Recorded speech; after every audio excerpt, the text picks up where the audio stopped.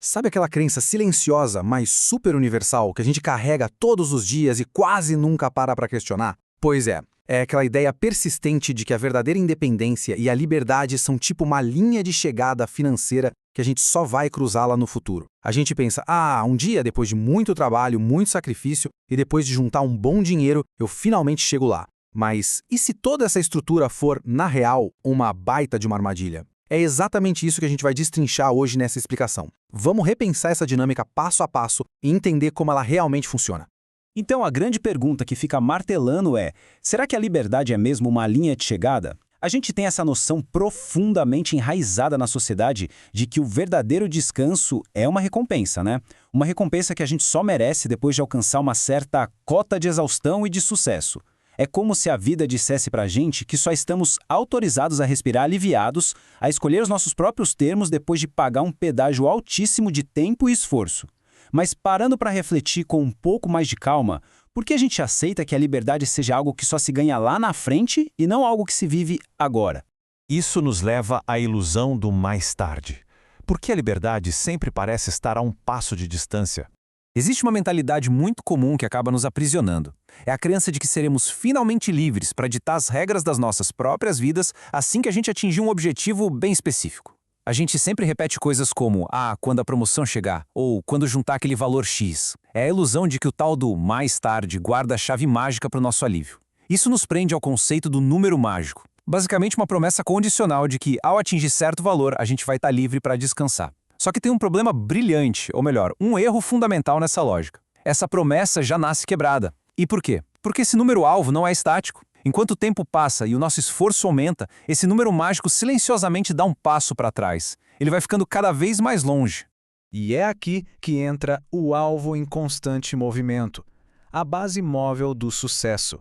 Porque a vida, na real, é como correr em uma esteira que acelera sem parar toda vez que a gente tenta acompanhar o ritmo. À medida que a renda cresce, a vida não se estabiliza num passe de mágica. Muito pelo contrário, ela se expande super rápido. É só observar como o crescimento da renda e a expansão das responsabilidades sobem juntos, lado a lado, simultaneamente. Essa é literalmente a mecânica da armadilha funcionando na prática. Conforme os recursos financeiros aumentam, os nossos padrões sobem quase instantaneamente. As responsabilidades se multiplicam, os compromissos ficam mais profundos. Não existe aquele momento maravilhoso onde a renda sobe e as obrigações simplesmente congelam. Aquele espaço livre que a gente jurava que ia ganhar é imediatamente preenchido por novas demandas para manter essa nova vida.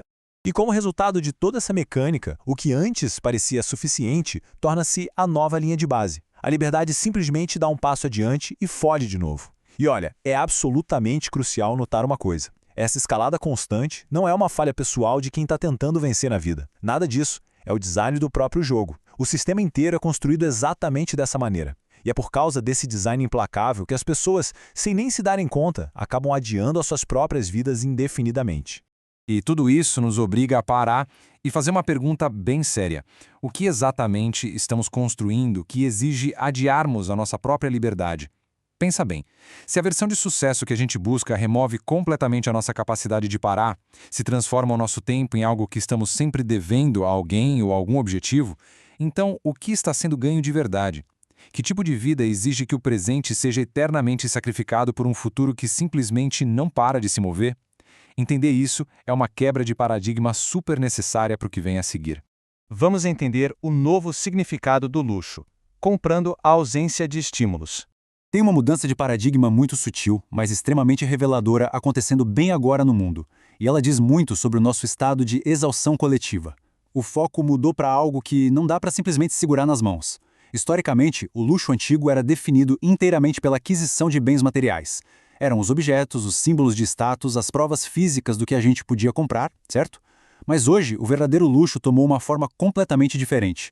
É o silêncio, é a desconexão, é o descanso sem culpa. É a rara habilidade de simplesmente parar e ficar totalmente indisponível para o mundo externo. E é um fenômeno quase bizarro quando a gente para pra pensar. Hoje, a gente paga preços altíssimos, valores premium mesmo, não para fazer mais coisas, mas por silêncio, por sono, por espaços meticulosamente desenhados para remover estímulos em vez de adicionar mais. A gente não paga mais para ir a um lugar e ter uma agenda lotada de atividades. Paga-se uma fortuna para ir a um lugar e finalmente não fazer absolutamente nada. As pessoas estão literalmente buscando a oportunidade de escapar da própria vida que construíram com tanto suor. E a verdade nua e crua é esta: se o descanso se torna algo que precisa ser comprado, algo fundamental se perdeu. Essa é aquela realidade dura que a gente muitas vezes tenta ignorar. Transformar o descanso em uma mercadoria cara revela que o sistema está simplesmente quebrado. Revela que o nosso tempo virou algo que nós não possuímos mais por direito. É algo que a gente precisa alugar ou comprar de volta. A verdadeira liberdade nunca, em momento algum, foi concebida para ser adiada ou comprada no fim de uma longa e exaustiva estrada. Então, chegamos ao ponto de resgatar a liberdade agora mesmo. A solução imediata. Trata-se de reestruturar completamente a forma como a gente pensa. A verdadeira liberdade não é um horizonte financeiro lá longe. Ela é um estado, muitas vezes frágil, construído agora, no presente, por meio de limites bem claros, de moderação e da disposição de querer menos agora mesmo. E olha, não estamos falando de privação de um jeito negativo, tá? Estamos falando de estabelecer barreiras protetoras. É não permitir que a vida exija 100% da nossa capacidade o tempo inteiro. Essa moderação, essa construção de limites, isso não limita a vida. Na verdade, isso nos devolve o controle sobre como o nosso tempo é gasto.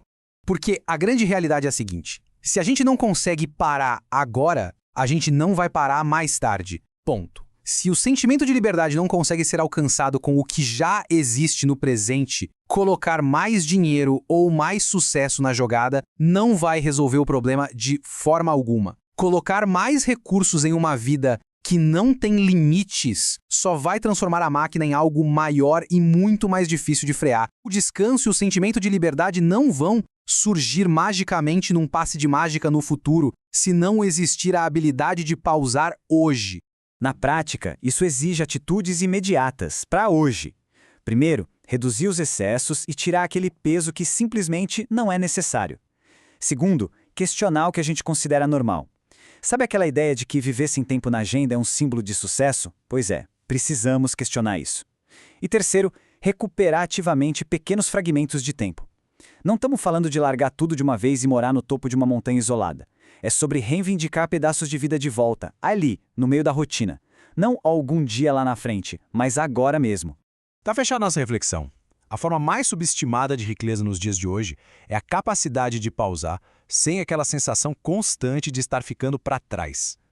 A ilusão mais perigosa é acreditar que a liberdade só começa depois que todo o resto estiver pronto, resolvido e feito. A verdadeira independência não é a linha de chegada, é a forma como a gente percorre o caminho. E a verdadeira provocação que fica para a gente pensar é: quais fragmentos do nosso próprio tempo merecem ser resgatados hoje?